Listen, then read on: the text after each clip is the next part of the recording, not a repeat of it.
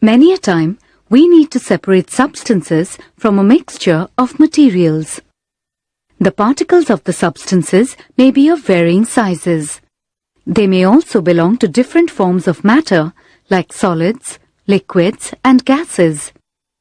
Since there are several methods of separating substances, we need to choose the best based on the properties of the substances.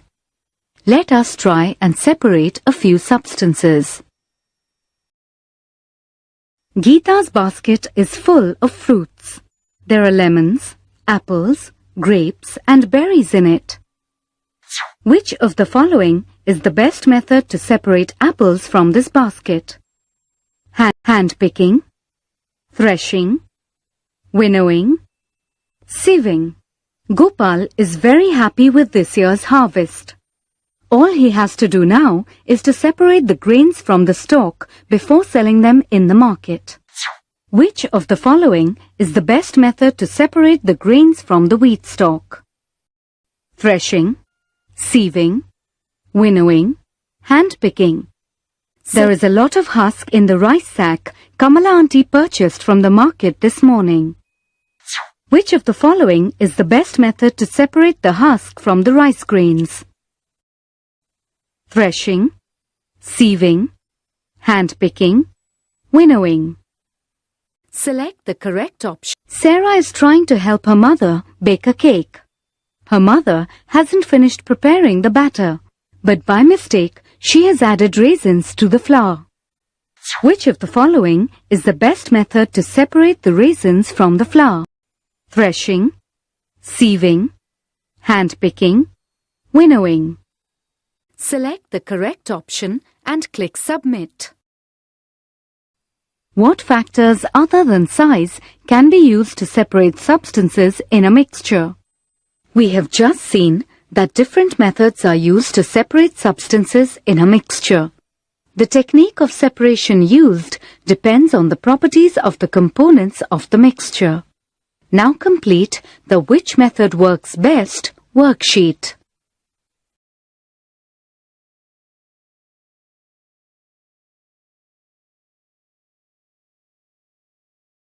Separation of mixtures.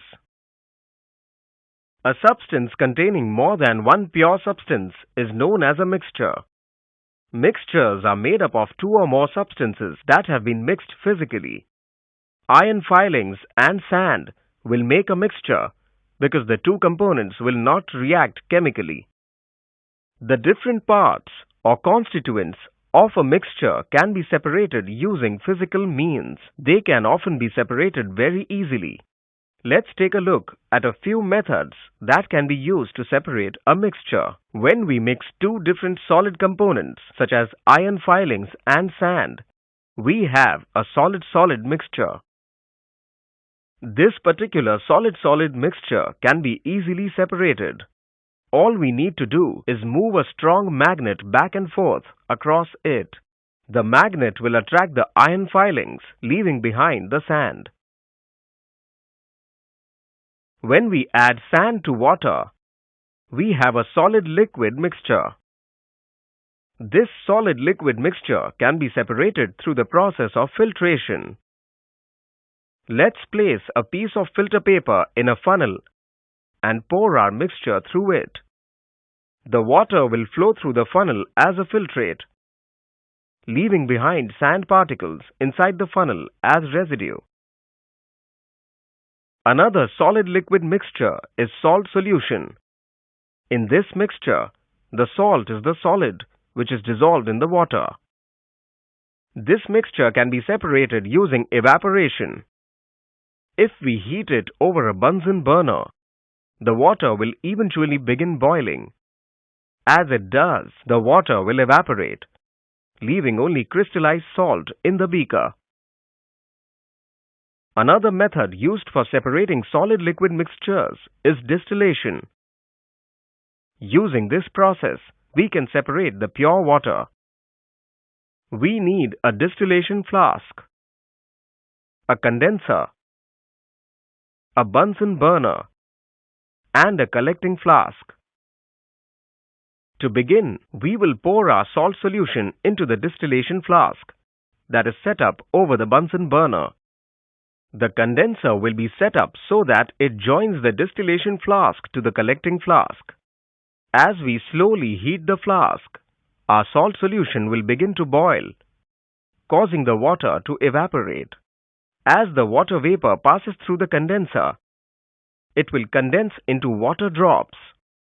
The drops of pure water will trickle into the collecting flask, while the salt will be left behind in the distillation flask.